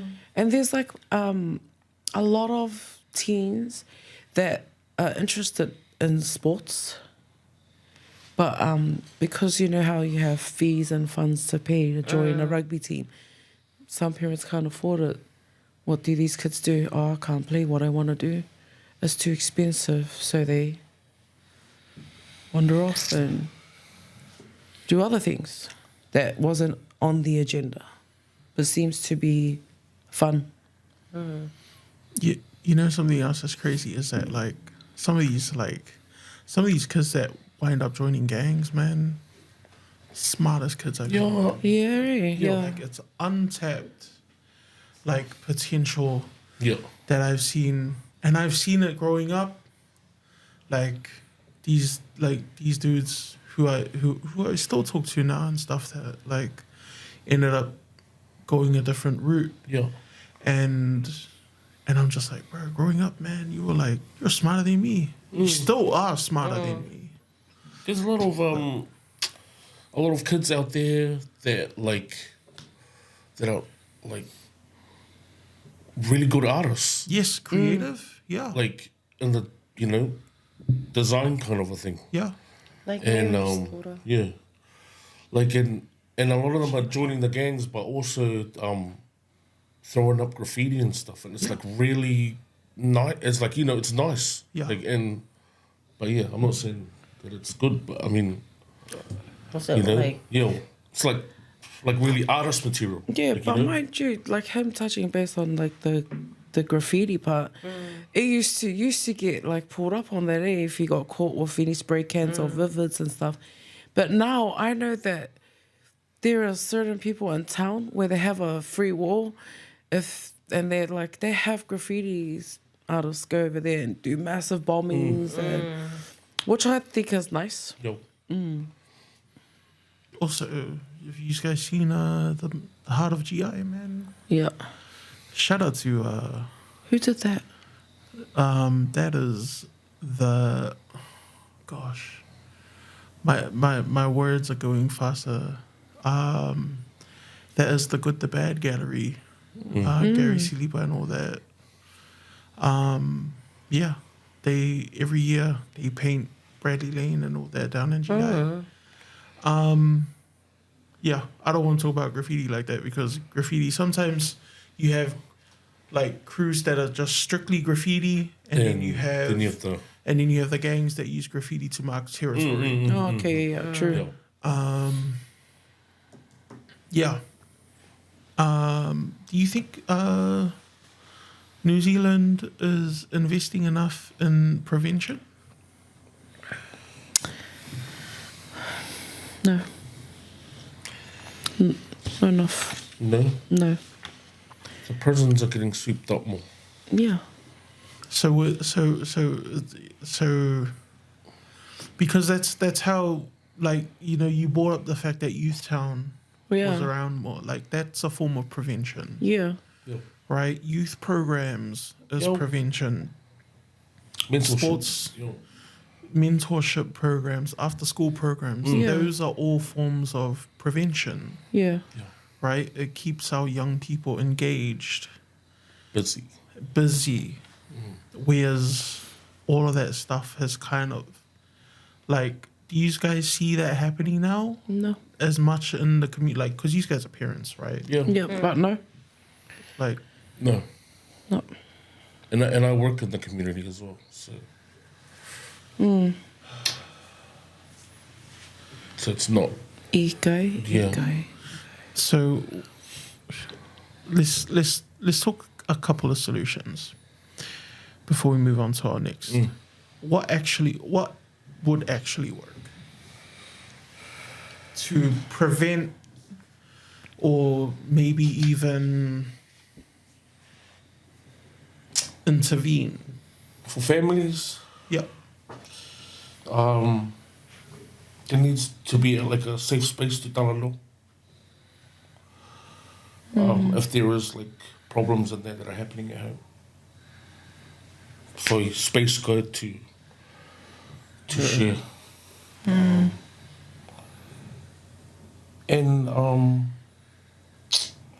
to give more support instead of judgment. Yeah. 100. I feel like the emphasis is also lost on not enough support on mental health as well. Yeah. Like, that's a huge one. A lot of these young people who end up joining gangs don't know they're carrying all this trauma. Like, I've worked in the men's group and stuff where, you know, some guys who just come out of prison and stuff, they share their stuff and they're like, yo, it wasn't until after I came out of prison I had identified that I was carrying a lot of stuff with me. You know, and I feel like mental health support should be huge. Like, it should be a priority. Yes. Yeah. What actually works? I've seen what actually works. And I've seen a generation of young people kind of almost skip the gang life, mostly skip the gang life. Yeah. True. So, but the way that it's done is that you've got to have the heart for it. So when I was growing up in Mount Roskill, there's this couple, Peter and Tilly Leilua. They just left their really successful careers as corporate to set up shop in Mount Roskill and work with young people. And so they went from earning really good money to earning no money and just grinded it out in the community. And that's the thing, is that it's really hard because you've also got to manage and take care of yourself if you're working in that field. Because self-care is very important. Boundaries are very important. But young people can also see through bullshit easy. Right? And so it's a very delicate balance that you have to manage. But if you go in there with good intentions, and if you're consistent, that's the big one. I think You've got that's to it. be consistent. They'll come. Show or not be. Yeah, keep showing up. And the last question is, you know, and I think we've already touched this, is like, what roles should families, churches, schools, and community orgs play? And I'm sad to say that as someone who currently works for NGO, a lot of NGOs have been closing nationwide. Like, True. around about 900 have closed. Like, in the past year, I think. Yeah. Dang. And, you know, these are people that serve communities. And they're usually the bridge between churches and schools and families and stuff. But what role do you think they play? Churches and schools? Well, all of them. Churches, schools, and... For me, mind you, like, schools can only do so much because it comes from home, you know. That's true. And, you know, you have the schools that can only maintain and tolerate to a certain extent with it, and then it's just like, this is out of our control now, you know. We're here to teach. You know, they have counsellors there and stuff, but there's only probably like an assigned counsellor, one or two. I do know that in some schools, they do open, you know, the school recreation centres for the young students that they know that hangs around after school, because they don't, and they're not in a rush home. Like, I think that's as much support they could give to an extent, but, you know, they got their own families to go back to. The government really needs to, you know, they're trying to push law enforcement, but, like, what are they doing to prevent it? Hardly anything, really. Just adding more rooms into the prison, because for me, they're structured because, like, there's a lot out there in South Auckland and they need a room. Sort of a thing. Instead of, let's see if we can get together and, or like, you know, invest in the young people. Like some of these young teens could be like professional boxers or professional athletes, but you know, sometimes the struggle is what's the barrier. Lack of opportunity. Yep. And not just that, but like you'd have gang members that are in prison, and when they leave prison, The rehabilitation can only do so much for them, and then they get released. But then when it comes out to the real world, is there any work for them? Is there the potential for to reoffend is really high. And they actually do reoffend, you know, which is sad because like there's nothing else there for them to help them, you know. Do you want to answer this question? Yeah, you guys want to jump in on this question? What role should families, churches, and schools and community organizations play in preventing young people and joining? Because sometimes cultural identity is a good thing for in rehabbing.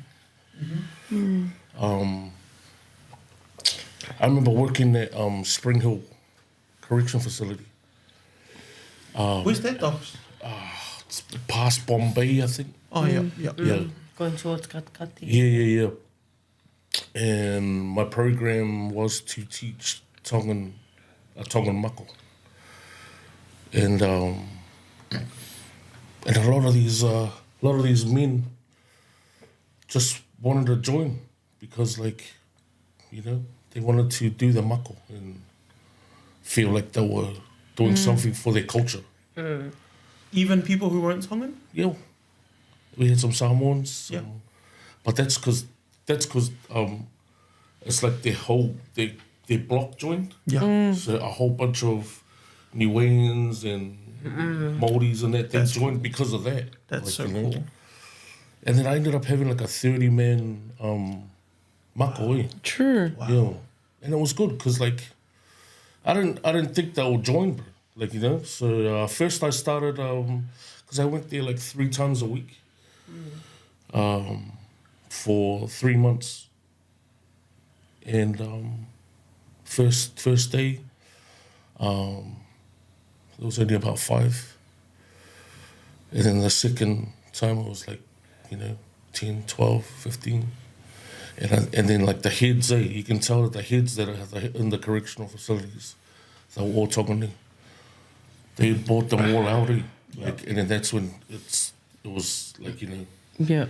And you can tell if the head guy was going 110%, then everyone went 150, Like, you know, like shirts off and that, like, you know, sweating hard out, doing it, like, you know, because it was like, I made it like really vave so that it can be, you know, they enjoyed it, But it was like a good thing for me. And then one of the persons said thank you to me because they just wanted something that reminded them of home.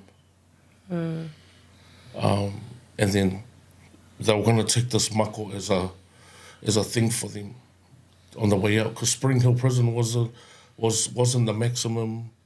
It was like preparing them to go out to leave.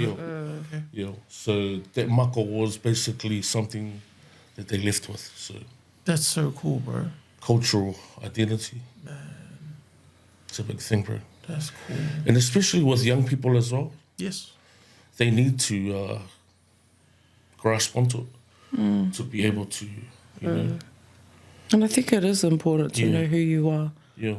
Like where you come from. Because it takes you back to being humble and your humble beginnings and stuff. So that's right. Yeah. You could go anywhere in the world, but you'd know who you are. Yeah. Yeah. I think you want to jump on the Slome? No.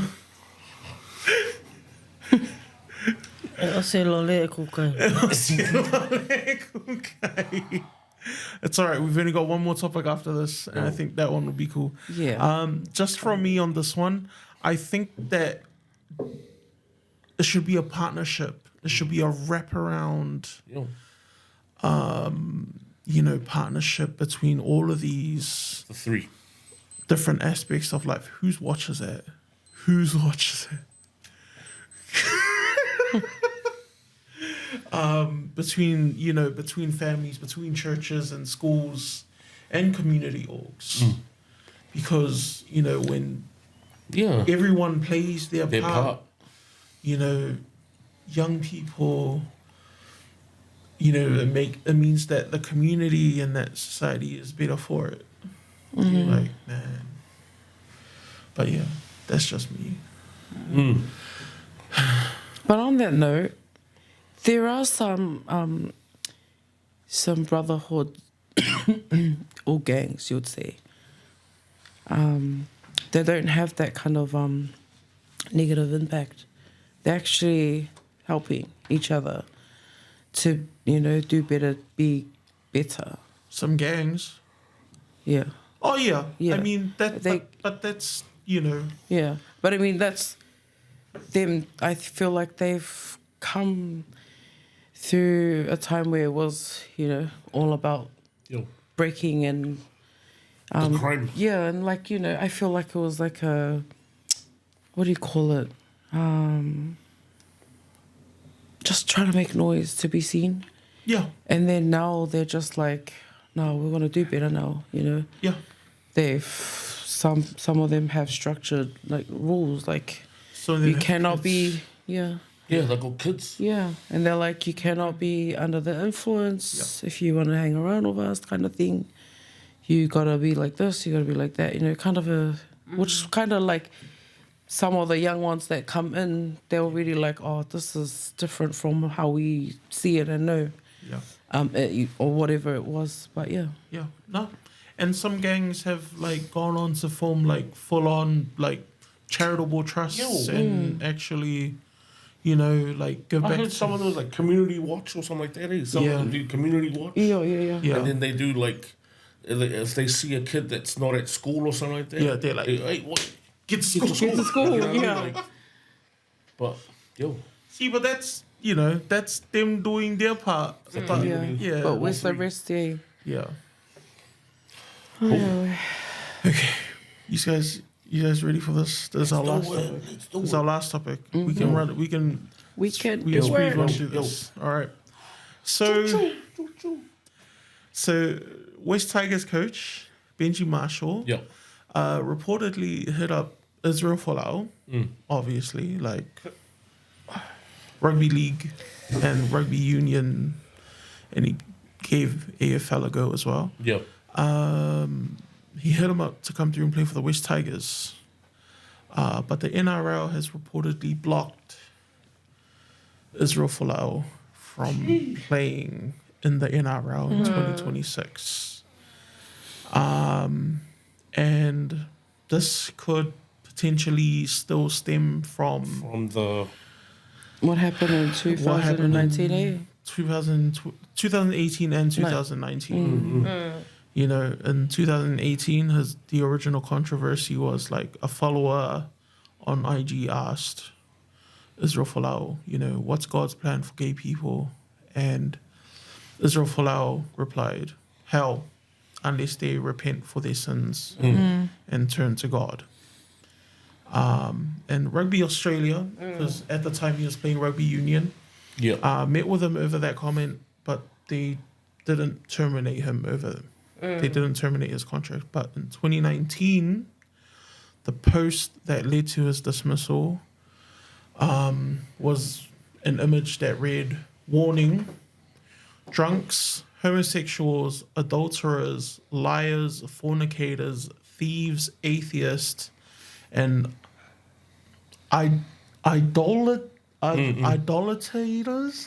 idolaters, people who idolize things. Yeah. Oh my gosh, this is the one word I can't read. Hell awaits you. Repent. Only Jesus saves. And his caption said, people living said people living in sin would end up in hell unless they repented, adding that Jesus loved them, and that giving them and was giving them time to turn away from sin. Rugby Australia classified those 2019 posts as a high-level breach of the player code of conduct, Yep. and a disciplinary panel later terminated his contract. Okay, so following everything that Israel Folau has said, Yep. should a person's off-field views determine whether they can play a professional sports? I mean, as a player, Yeah, former being a former player, being in a contract situation, I was paid purely for on-field and for performance. Anything else off-field was, I had nothing to do with. You know what I mean? But I would have had to understand the off-field conduct agreements before signing, because once you sign the club, they can take action. But in Folau's situation, I don't know. It was off-field, but I mean, because you're ultimately a representation of the club, yeah, right? You're also a representation of your sponsors, yeah, right? Like, your values need to align with the club's values, and say if you're sponsored by Nike, your values also need to align with Nike's values as well. You turn around and say that, Nike would be like, yo, that's not our values. yeah. So they have every right to turn around and pull their sponsorship, right? And I don't want to make this out to be I don't want to make this out into a theological discussion about whether gay definitely. people and stuff want to burn in hell and stuff. Like, that's a bigger conversation for another time. But I want to turn this into where's the line between, freedom of religion and free speech? Yeah.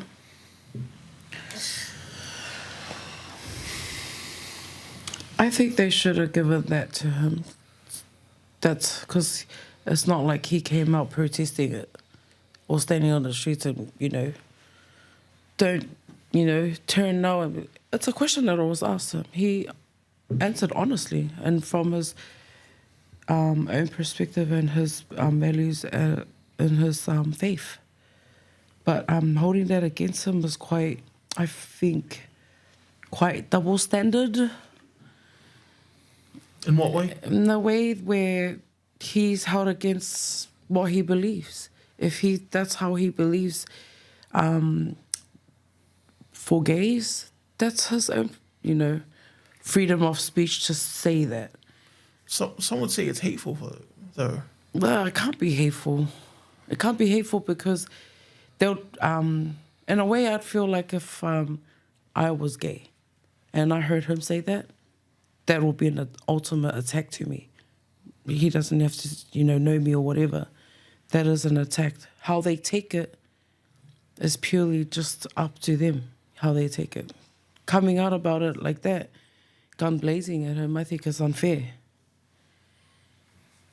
Or, like you said, if he valued his contract and everything the way he should have to align all his sponsors, his team and whatnot, he could have just said, look, I don't want to answer this.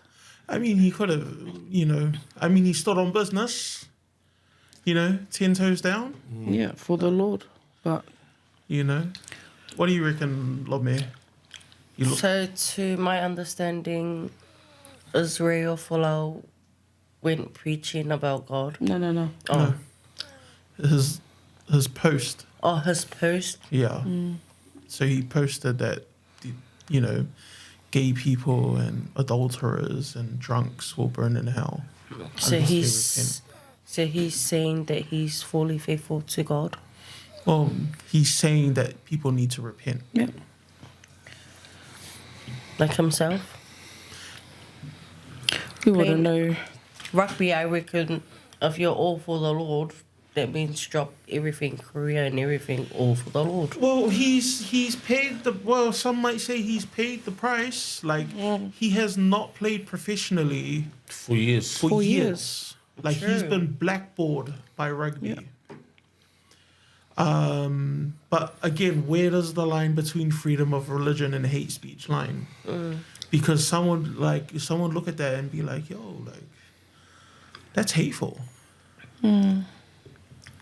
They're just trying to make him suffer for what? For nothing. Would you say that's nothing though? I know, like, the other people that's making him suffer. Like, what are they getting out of it? Nothing. Because every time you sponsor a player or you sign him to a contract, it's an investment. And it's a bad investment if they turn around and say something like that.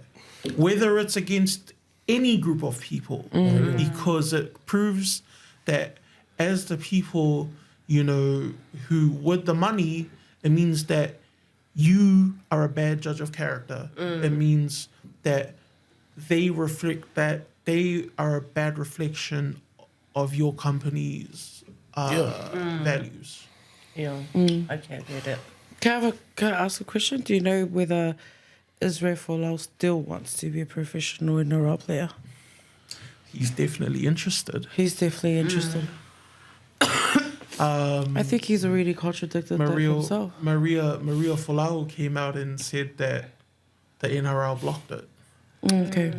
And yeah, I mean, and what is it? Israel's a generational talent. Yeah, he's a star, but Like, Yeah, because he went quiet for a bit, eh? yeah. He went quiet for a bit because he went and played Aussie rules. Oh, okay. He went and tried his hand at Aussie rules. He got big money for Aussie rules, and then didn't pan out. He came back. yep. Okay. Yeah, True. because like if we turn this into like a religion thing, then someone would turn around and be like, nah, that's rooted in scripture, right? But It's like this for me. You're either all in with Christ or you're outside. So if you're going to be here, like that's why I asked whether or not he wanted to still play professional rugby. For me, it's like he really knows what needs to be aligned. He, you know, but he's already, you know, kind of hurt a big crowd. Like not a crowd, but a whole, you know, special people. because what I'm trying to get to where the line is. I don't think you can really line it down for me. Because the line is like, because what he said is filled with hate. Like that's hateful. Like you turn around and tell someone, hey, you're gonna burn in hell for your lifestyle. Yep. That is hateful, right? Yeah. But Jesus also said, love everyone, treat everyone how you want to be treated, Yeah. right? Jesus does, but yeah, and Jesus does speak of like he does not tolerate sins. So like To me, man, I was scared of doing anything bad, eh? Because I knew I wasn't going to get paid. Do you know what I mean? see, but you're someone who gets it. Yeah. Yeah, But I know my true values and Yeah. my true beliefs yeah, yeah. is with me. yeah. Like, but like how I said, anything that I knew that it was gonna wreck my contract, or anything that was gonna, I wasn't gonna do. Okay, so if someone were to ask you that question while you were playing, you wouldn't have engaged at all? I'll tell them to go and read the Bible. Okay, Yeah. that's a... Like, I wouldn't, like, you know, to me, my belief is my belief with Jesus Christ. E koe tui pei aku, o tui. Like, it's up to me if I want to talaki it or not. Like, you know, but yeah. Okay. Can someone disagree with another person's beliefs or lifestyle while still treating them with dignity and respect?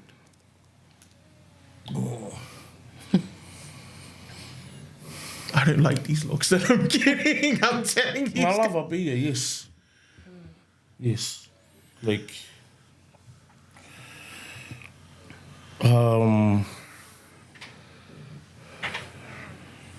Baha'i friend of mine, a guy that was part of the Baha'i church. Yeah. Yeah. I grew up with on the shore. Yeah.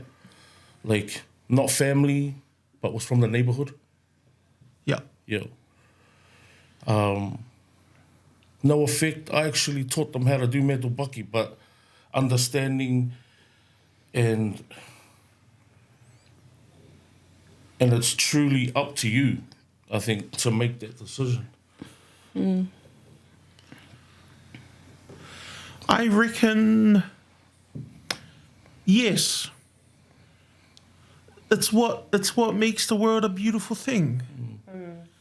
Disagreement is a great thing. It's what builds friction. It's what builds fire. It's what builds learning. Yeah. Because how you think is not the same way that I think. Just because, you know, my blue is different from your blue. My red is different from your red. You know, the way that I practice, like I go to church, even though we go to the same church, is different, right? And that's the wonderful thing about this tapestry of life. And that's why it's even better when you have people who might be Muslim. Yeah. You have people who might be gay. You have people who might be Buddhist. And every single bit, and this is just what I believe, every single bit and piece that I learn from them enriches my life. And it makes me, it makes life a little bit more fuller for me. Yep. And that's just me. But yeah. But these guys think, what responsibilities these guys think professional athletes have when speaking publicly? I mean, like you said, they signed a contract. Follow the responsibilities of what you signed. Because And you know what I mean? I could hit you guys with this, right? In the NBA during the lockdown, when the George Floyd stuff happened in America, like there was a walkout that happened during one of the games, right? And on the game jerseys and the singlets, they were saying Black Lives Matter.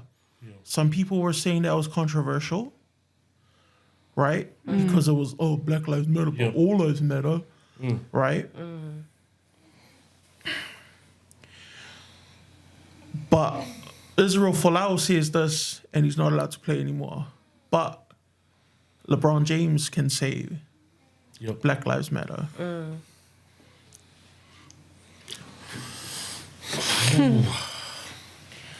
Oh, for me personally, when it comes to religion, it's a big thing. And there's always going to be for and against. There's always going to be a tug of war over it, whether it should be heard out loud. And I mean, like, all part, there are different dimensions of the world where people are getting killed just for standing up for Christ. And they're not even superstars. And they're not even nationally known or worldly known. But they're taking a stand for Christ and they're getting killed for it. I mean, unalive for.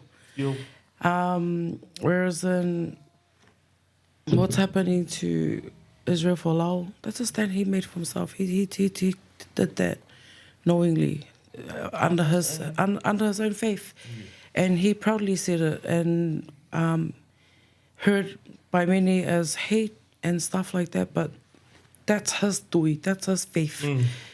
Standing up and saying, hey, this is what I believe in, and this is what I know in the Bible is written. It's a give and take for me. He says this, everybody else disagree. They say all the things they say about it. But at the end of the day, that's his faith. He made his bed. He has to sleep in it now. Because he knew what would, cause this for him. Like, no, you know what I mean? I don't know anything about sports. That's why I asked whether or not he was still interested. He's still interested, but he did that, Bro, that guy could come back right now and still rip up. Yeah. But, that's my take. You guys want to add to this before I move on to our last question? Man, just stand by the code of conduct that you're, with your... That you're contractually bound to. That you're bound to. Like, and if you're like a star, just remember that, You have a responsibility. Yeah. What's the Superman code? What is it? You can't see me.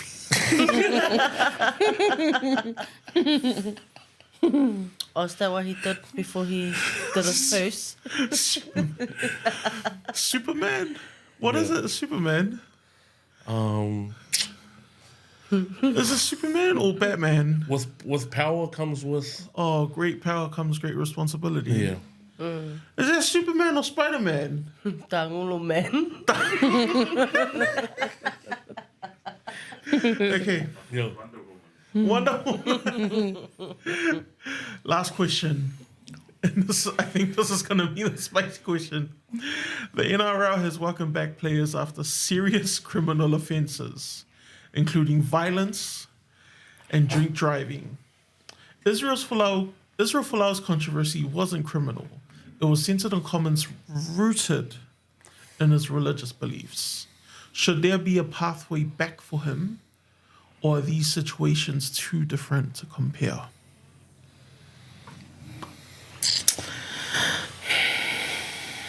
Israel Folau hit a very, very big crowd of supporters.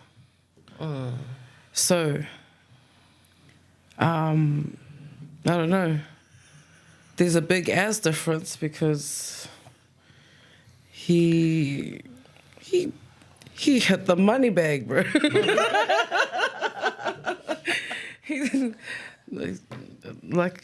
So I don't know. That's what I would say. I'm gonna go with that. That believes in second chances. So yeah, give them a pathway. Redeem yourself in a way. Israel Folau, if you're watching this, if you're walking with Christ, walk that way. Stay that way. But yeah, that's what Stay that way. I've been told that way. Like my granddad's always told me, a whaiwhikau cannot porake a whaiva, that kind of thing. Or cannot do a whaiva because he's a whaiwhikau. Yeah. Te whakalau Māori, so, same thing goes, I think. If you want to be professing the Lord Jesus Christ, ta'awhi e, aro tu e hala o whainga. Yeah. So you're saying you can't follow Christ and play professional sport? You can. You but like can, I said, but the like, way... That's my tui as well. It's not like... That's a very black and white point of view, I'm just saying. But that's what he's doing. Because look, 'cause- how do you then he'll just be a lukewarm believer in faith. There's in Revelation there's like 7 churches, and that identifies all the stuff I'm telling you right now. This is where I don't want the conversation. Yeah. But like this, put it this way. So he's If you guys, you and Israel Folau have the same view, right, of your tui, or do you guys do it differently? Who, me? Doesn't matter what I think. I'm irrelevant. Yeah. But that's what I'm saying. But if you guys do the same, like, and he's... No. You guys are sidetracking the question. Yeah. The question is, should there be a pathway back for him? You guys have answered that. Yeah. You guys believe in second chances. Yes. I believe He we should should come just... back. I do. Yeah. All right. oh But I also asked, Yeah. right? Because you also brought up the fact that because I said, oh, that's a very black and white point of view, Yeah. right? But you kind of just, I'm not. Doesn't matter because then we're gonna go off on a Yeah. different All tangent good. anyway. Yeah. yeah. But yeah, nah. I mean, personally, I believe give him a second chance. Yes. Some might be like, yo, like that's weird. Like, don't give him a second chance. He I don't doesn't know. deserve it. But I believe we deserve to see Israel Folau back playing professional sport. Yep. And then if he turns around and says something like that again, then you already knew the rules, mate. Yes. But also, like, be consistent. The NRL definitely needs to be, like, consistent. Like, That's another. there are people who are violent. There are people who... All of these different things, like, they need to, like, fix their own backyard. Well, when I look at it, what Israel Folau did, it's not a crime. It's not. Yeah. So, yeah, I do believe in a second chance But yeah, for him. yeah. We need him back in the sport Yeah. anyways to spark up rugby.